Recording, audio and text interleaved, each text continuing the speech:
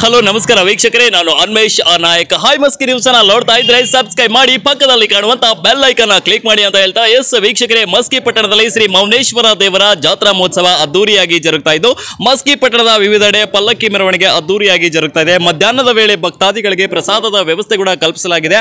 ಮಸ್ಕಿ ಪಟ್ಟಣದಲ್ಲಿ ಅದ್ದೂರಿಯಾಗಿ ಶ್ರೀ ಮೌನೇಶ್ವರ ದೇವರ ಜಾತ್ರಾ ಮಹೋತ್ಸವ ಜರುಗ್ತಾ ಇದೆ. ಸೊ ನೋಡ್ಕೊಂಬರೋಣ ಬನ್ನಿ.